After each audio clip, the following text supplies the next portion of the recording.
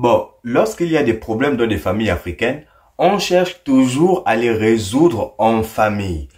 Aujourd'hui, la CEDEAO, vous-même vous connaissez quelle position nous avons sur la Chicotte TV par rapport à cette organisation.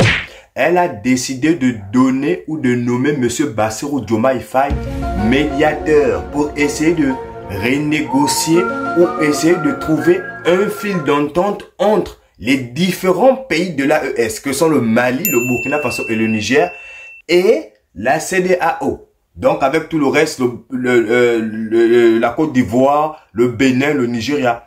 C'est lui, le président Bassirou Diomaye Faye, qui a accepté ce rôle de médiateur. C'est lui. Il a accepté ce rôle de médiateur. Aujourd'hui, lorsqu'on fait une médiation, il faudra que on puisse écouter les deux parties équivalentes. C'est-à-dire qu'il faut que je vienne, je coûte d'abord chez l'un et je pars, je coûte chez l'autre. Je ne peux pas à chaque fois partir d'un seul côté. Aujourd'hui, la visite qui va avoir lieu le 15 août en France par M. Bassirou Diomaye Faye. Il va se rendre en France le 15 août pour commémorer le 80e anniversaire du débarquement en Provence. Il sera là-bas, il sera invité. Lorsque il arrive comme ça en France, ça fait déjà combien de déplacements que le président Bassirou Diomaye Faye a effectué sur le territoire français? Alors qu'il a effectué une seule visite éclair dans les différents pays de l'AES. En une journée, il a fréquenté les 3 pays de l'AES. La médiation, elle est où? Pourquoi on parle de la France?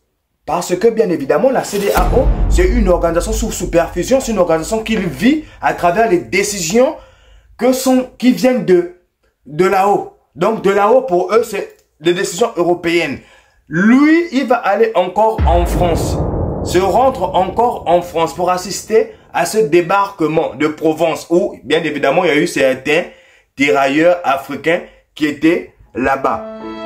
Mais il faut quand même savoir que cette perspective suscite des inquiétudes, notamment parce que les visites fréquentes de Bassirou à Paris, ça risque de compromettre vraiment s'il veut faire des efforts.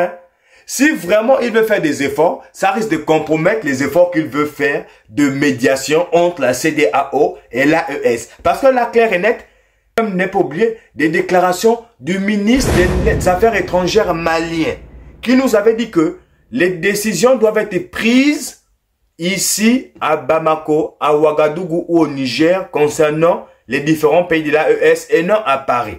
Et vous-même, vous savez que les différents pays de l'AES, bien évidemment, ils considèrent que la France étant un acteur majeur des troubles dans la région. C'est même eux le principal investigateur de tous les troubles que nous avons dans la région. Donc, quand ils voient que Bassirou part se rendre comme ça à chaque fois en France, les gars, la médiation va capoter. Et là, nous nous posons clairement la question, est-ce que Bassirou veut vraiment faire un travail de médiation?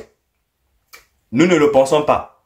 Clairement, je vous dis clairement, nous ne le pensons pas. Parce que, alors que la France étant récemment accusée par les dirigeants de l'Alliance des États du Sahel de former et désarmer des terroristes au Bénin et en Côte d'Ivoire pour prendre les pays de l'Est des États du Sahel dans une embuscade, cette proximité entre Bassirou Diomaye Faye et Emmanuel Macron, donc entre Paris et Dakar, inquiète au plus haut. Vraiment, je vous dis clairement, ça inquiète. Il faut se poser des questions. Qu'est-ce qui risque d'arriver? Parce que le capitaine Ibrahim Traoré nous l'a dit. Au Bénin, ils sont en train de former quelques-uns.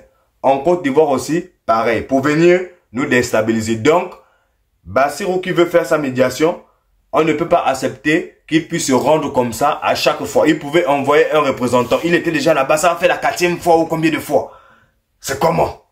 Après, on va dire président, dans les voyages, les gens vont venir nous dire que, oh, il n'est pas seulement que dans les voyages. Bon, il a quand même renégocié apparemment un petit contrat avec une entreprise pétrolière qui exploitait le pétrole au large des côtes du Sénégal. Ils sont en ce moment en train de regarder s'ils peuvent renégocier le contrat. Mais c'est ce que nous on appelle à la renégociation des contrats. On avait tiré la sonnette d'alarme que ça faisait au moins plus de 100 jours. plus de 3 ou 4 mois qu'il était à la tête du pays, on le voyait que dans les voyages. Alors qu'il nous a parlé de la rupture. Il est arrivé aucune rupture. Il n'a mis fait à aucun contrat. On nous a dit qu'au Sénégal, il n'y a pas de problème comme dans les autres différents pays de l'AES, il ne faut pas faire des comparaisons. Qu'est-ce que vous nous racontez? Bassirou lui-même nous a parlé de la rupture.